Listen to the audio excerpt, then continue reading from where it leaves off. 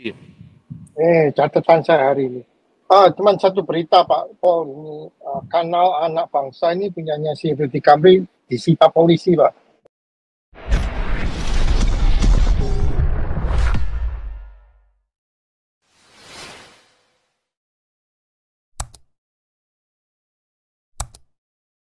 Gitu.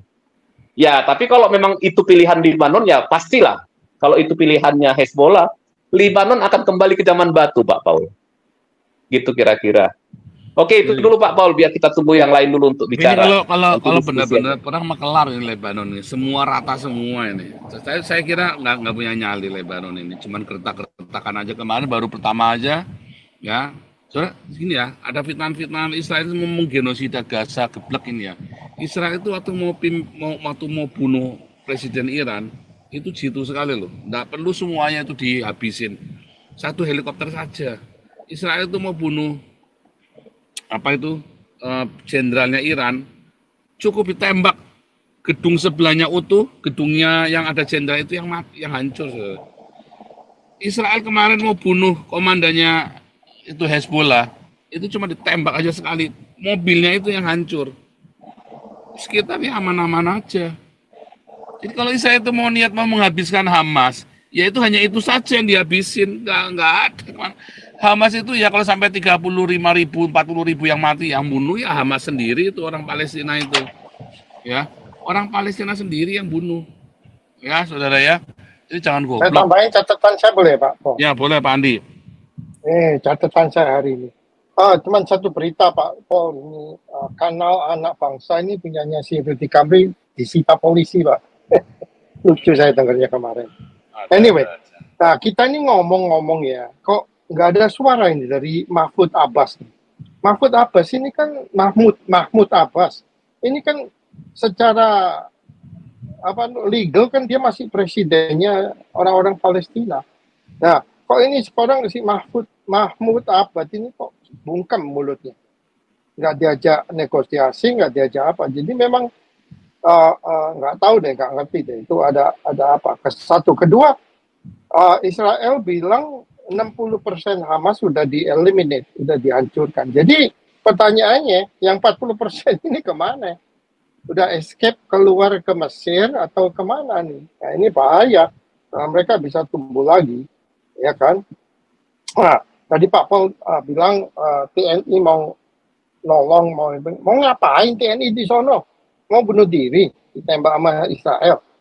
Mereka itu nggak mau pertolongan, mereka nggak mau pertolongan dari TNI, mereka nggak mau pertolongan dari UNHCR, mereka nggak mau UN peacekeeping force, mereka nggak mau semua itu. Yang mereka mau tuh duit. Si Haniyeh ini mau duit, dia mau hidup enak di Qatar, katanya kedengarannya Qatar udah mulai mengusir dia. Dia mau cari rumah baru, jadi dia perlu banyak duit, ya kan? Nah, again balik lagi, Indonesia katanya mau mendamaikan. Nah, logik kalau orang normal, logically, kalau kamu mendamaikan dua sisi, kamu sendiri harus punya hubungan dengan dua belah pihak. Kamu nggak ada hubungan sama Israel, terus kamu mendamaikan, nggak digubris, macam apa, logikanya kan begitu. Nah, terus ada catatan saya lagi, urusan IKN tadi. Pak Paul bilang, Pak Paul punya itu brilliant idea, bangun aja kasino di sana, ya kan? Contoh soal di Pulau Sentosa tuh dibangun kasino, kan judi kan juga illegal di mana di Singapura kalau nggak salah. Ya mereka kasih regulasi, orang lokal nggak boleh masuk. Waktu saya masuk tempo hari kasino dimintain paspor, jadi yang boleh masuk cuma orang asing, atau kalau orang lokal mau masuk harus taruh duit. Kalau nggak salah di Singapura $150, tapi deposit, nanti duitnya bisa dibalikin kalau kamu keluar. Indonesia taruh aja, mau masuk kasino satu orang 10 juta. Jadi rakyat jelata kan yang nggak punya duit kan nggak bisa masuk. Ya kan, ya, apalagi yang Islam radikal itu nggak bisa masuk. Kan gitu, gampang aja. Ya itu pasti IKN booming. Bener Pak Po, itu investasi Cina, investasi 9 naga itu pasti mengalir. Soalnya apa? Udah kelihatan mata itu cuan kan. Sekarang orang mau investasi. tapi nggak ada apa namanya rate of return, nggak ada returnnya, nggak ada penghasilannya, ngapain kamu invest, ya kan? Nah itu. Terus again tadi Pak si Raja Uti bilang pendapatnya anak-anak muda sekarang bilang Israel itu kejam. Sama juga di Amerika, di Eropa sama. Mereka itu protes-protes Israel genocide lah, bla bla bla, ceasefire lah, all bullshit lah. Tapi bottom line, kalau ditanya bagaimana tanggapan kamu mengenai October 7, nggak ada yang buka suara. Kalau mereka mengelak, lari, atau mereka sengaja nggak mau jawab. Ya kan, bottom line kan October 7 itu yang trigger perang. Kalau nggak ada October 7, mana ada perang. Ya kan? Nah, sekarang utara. Di Hezbollah ini, di utara. Nah, Israel ini pinter. Dia nggak mau perang-perang terus. Sudah capek perang. Jadi sekarang gimana caranya? Ya dia kasih pressure bukan sama Hezbollah, dia kasih pressure sama pemerintah yang sah di Lebanon. Ngomong sama presidennya, hei, gila, kamu ini harus kasih pressure sama Hezbollah. Hezbollah ini teroris, orang-orang pendatang. Ini bukan orang-orang Lebanon asli. Mereka ini Arab-Arab pendatang yang merusak negara lu. Jadi gimana? Kamu harus berusaha untuk ngurusin orang-orang ini. Kan udah dikasih warning sama Israel. Soalnya Israel bilang, kalau ini benar-benar out of war, all out war, habis negara lu, gua habisin seperti Gaza, rata. Gitu. Jadi sekarang Israel masih nunggu nih jawaban dari pemerintah Lebanon. Mereka mau berbuat atau enggak. Kalau Hezbollah tetap ngirim-ngirim roket, ya Israel paling balas-balas roketnya juga nggak banyak nggak nyampe, ya kan? Israel mah diam-diam aja satu persatu kepalanya Hezbollah dibunuh, ya kan? Kita pakai drone atau pakai apa, pokoknya jenderalnya mati aja satu persatu. Nah kalau umpamanya pemerintah kasih waktu pemerintah Lebanon nggak bisa berbuat apa-apa, baru Israel masuk. Tapi Israel udah kasih warning, kalau gua masuk habis negara lu. Itu aja sih catatan saya hari ini Pak Paul. Thank you. Oke, tadi siapa tadi resennya? Tasya. Tasya ya? Tasya apa Gregorius tadi ya?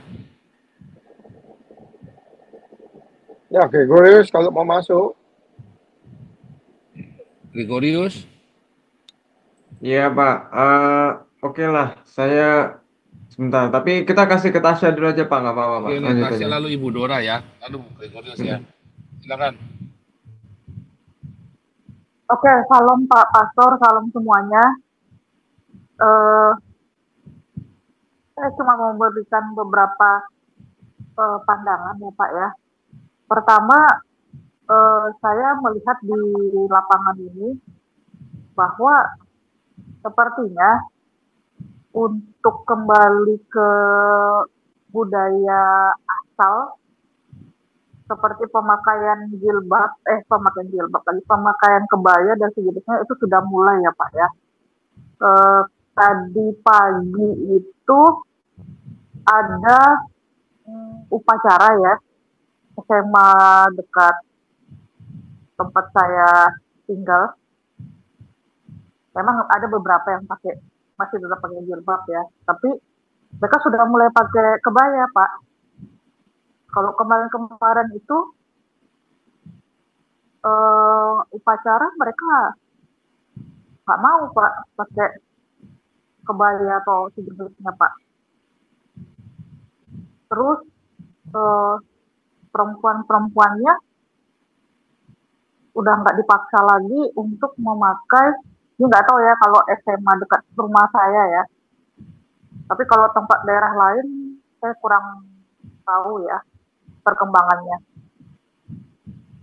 Sudah mulai ini mau memakai kebaya, walaupun yang kayak mau ngepas di badan itu mereka udah mulai berani gitu loh. Nah, kalau dulu-dulu nggak boleh. Karena kalau kan gini, kalau di peraturan mereka kan kalau udah pakai jilbab kan nggak harus longgar ya pakaiannya, nggak boleh kebentuk gitu. Nah, itu yang pertama. Udah mulai balik ke budaya asal lah gitu. Terus sudah mulai ada lomba-lomba tradisi daerah itu seperti lomba pantun segala macam itu sudah mulai ada. Nah itu sepertinya mereka sudah mulai sadar ya Pak ya. Nah itu yang pertama. Lalu eh, saya sih benar sih yang kemarin yang dibilang sama Om Willy ya, itu udah lama sih tayangannya. Kata Om Willy ya memang mayoritas orang Muslim ini memang menghafal gitu. Ini terbukti loh Pak. Saya heran ya. Contohnya gini, kata nikah, kata nikah itu kalau dari bahasa Arab ya, ini teman saya yang orang Arab yang ngomong ya. Nikah itu dari bahasa Arab naka'ah, artinya maaf kata ya, artinya bertumbuh ML, aktivitas seksualnya gitu. Nah, sedangkan kalau mau acara upacara nikahnya itu, maksudnya upacara akadnya itu, ya, itu mereka nggak pernah pakai kata nikah. Mereka memakai kata natazawat. Jadi, saya heran mereka ini berpikir nikah itu lebih sopan dari kawin itu dari mana gitu. Kata mereka kawin itu binatang katanya gitu. Padahal binatang itu kan populasi ya Pak ya. Populasi kan. Nah, misalkan ayam jantan kopulasi dengan ayam betina kan gitu. Yang benar itu ya berkawin. Kalau orang bahasa Melayu ya bilang berkawin. Nggak ada tuh nikah. Tuh. Jadi saya heran mereka cuma melihat itu lebih sopan, tapi artinya pun nggak sopan gitu. Itu makanya kan kayak seperti kemarin saya bilang ada bahasa Tusa sama Amia ya bahasa sopan sama bahasa sehari-hari. Nah, mereka nggak ngerti masalah gituan. Yang penting bisa hafal udah selesai gitu kan. Itu. Terus untuk masalah IKN ini Pak yang mengkerak, saya sih dari dulu ya Pak ya, dari awal IKN ini terbentuk, memang sih idenya bagus ya. Ketika saya membandingkan, saya dan teman-teman saya membandingkan dengan Putrajaya di Malaysia, rasanya ini rumit sekali, agak-agak, ini saya takutnya agak gagal gitu dari tahun-tahun kemarin saya agak pesimis sih. Kenapa? Karena Putrajaya sendiri membutuhkan waktu 20 tahun untuk seperti sekarang. Tuh Pak, pemindahan dari Kuala Lumpur, kota administratifnya ya, kota pemerintahannya dari Kuala Lumpur itu pindah ke Putrajaya itu butuh 20 tahun di bawah pemerintahnya Mahathir dari tahun 1991 mulai penggusuran perkebunan sawit ganti rugi ya perkebunan sawit itu sampai dengan infrastrukturnya hingga serapi sekarang itu butuh 20 tahun Pak. Jadi nggak bisa kita terburu-buru seperti yang dibuat oleh Pak Jokowi. Tapi memang idenya bagus. Saya akui gitu. Sekarang aja Malaysia bikin kota pelabuhan, namanya kota administratif Labuan namanya. Itu seperti pulau kecil gitu. Kayak apa namanya di Emirat Arab ya, Palma Island ya, Palm Island ya, mirip kayak gitu. Tapi investornya dari Cina. Investor asing, tapi diutamakan dari Cina. Gitu. Jadi kalau menurut saya ya Pak ya, rasanya sih idenya bagus, tapi rasanya IKN ini kalau tidak bisa kita berhubungan baik dengan baik Barat, dengan segala macam blok lah ya, blok Barat, blok Timur, mau yang pro Israel, mau yang siapa aja, nggak akan pernah bisa ini Pak. Masalah Indonesia ini ada kecondongan gitu, ya kan? Cina dibilang asing lah, terus orang Amerika dibilang penjajah lah, gitu. Ya kan? Apa selalu baper gitu, baper terhadap politik yang terjadi gitu loh. Jadi kalau menurut saya hentikanlah gitu loh kecondongan politik yang nyeleneh, yang tidak benar seperti ini. Karena apa? Dampaknya meluas. Ini aja BBM sama gas mau dibatasi, yang bersubsidi ya, mau naik lagi harganya. Terus pajak pajak tahun depan 12%. Masih banyak yang lain, pupuk naik, harga beras naik, sembako naik. Nah, jadi kalau menurut saya udahlah hentikan aja gitu loh yang bermusuhan seperti ini, tak ada gunanya gitu. Daya beli masyarakat pun sekarang gimana ya, saya kan kemarin pergi ke pasar ya Pak ya, pasar tradisional. Tadinya pasar itu rame, banyak pengunjung ya, sekarang malah sedikit. Terus tukang kayak UKM gitu ya, tukang goreng lah, fried chicken lah, apa itu sudah mulai sedikit yang membeli gitu. Kafe-kafe udah mulai pada tutup gitu. Terus sekarang sudah mulai nambah lagi di Cimahi kan, kemarin pada tutup itunya, pabrik-pabrik di situ. Kemarin cuma Tangerang aja kan, sekarang bergeser tuh ke Cimahi, pada tutup. Jadi kalau menurut saya, kalau mau datang orang berinvest ya ramah lah gitu sama orang itu. Ibaratnya kayak kita menyambut tamu kan. Tapi ya kepastian hukum juga perlu. Gitu, jangan apa ya, kita udah ramah tapi kita menusuk dari belakang, itu jangan. Itu enggak, itu perpolitik apa ya namanya, habis manis sepah dibuang ya. Nah, itu jangan gitu, jangan seperti itulah gitu. Tapi ya kita harus tegas, misalkan kayak lahan atau apa ya, jangan dikasih ke asing gitu. Kasih perizinan berusaha iya, tapi jangan kasih bebas untuk membeli properti ke asing gitu, tetap untuk kita gitu. Itu aja. Sama saya lagi menunggu kabar untuk duo kewarganegaraan ya, yang mau lagi diangkat oleh Pak Luhut ya, itu. Oh ya, satu lagi Pak, dengar-dengar katanya mau balik lagi ya, Watimpres menjadi DPA ya, Dewan Pertimbangan Agung, lagi dilancarkan untuk disahkan dalam bulan-bulan ini Pak. Kalau nggak bulan ini, bulan depan ya, kalau nggak salah. Itu. Kayaknya benar-benar mau balik ke Orba ya. Tapi itu lebih bagus sih, karena banyak orang yang ngeri ya mulutnya, itu yang nggak bisa ngerem mulutnya di media sosial ya. Itu aja sih Pak. Makasih ya Pak.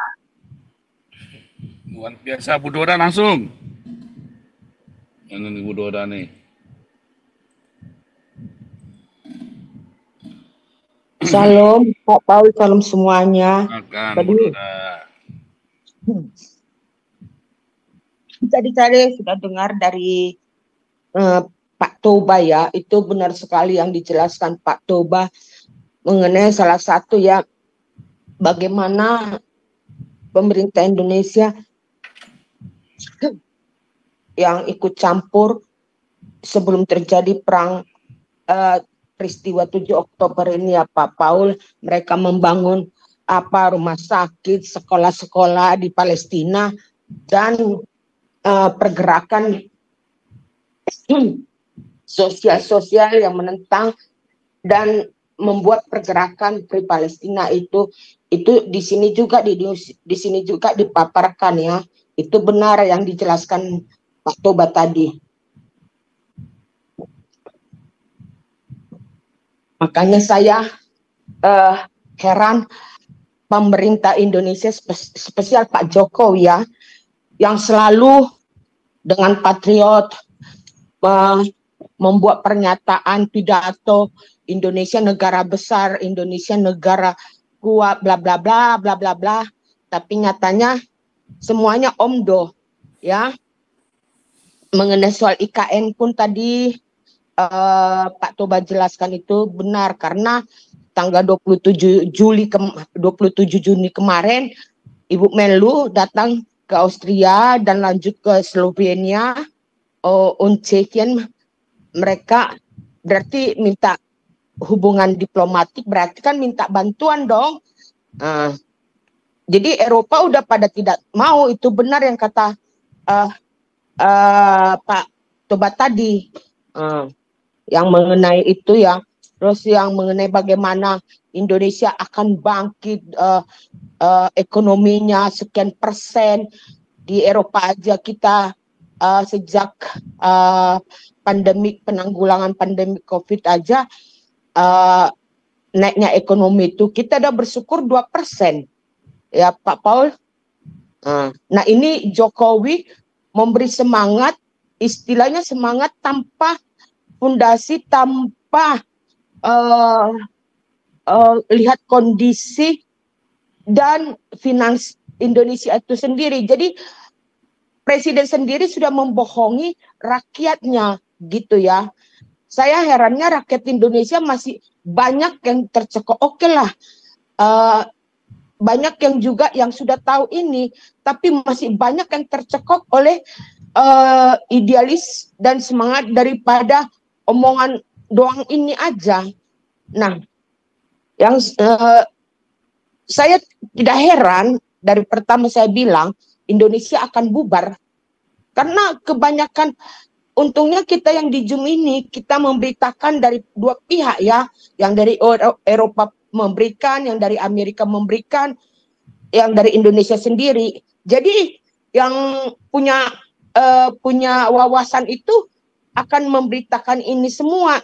Tapi yang saya herannya masih ada nyali pemerintah Indonesia, terutama Menlu ya, dan Pak Jokowi dan Wapres ya, dan masih membiarkan para news ini propaganda.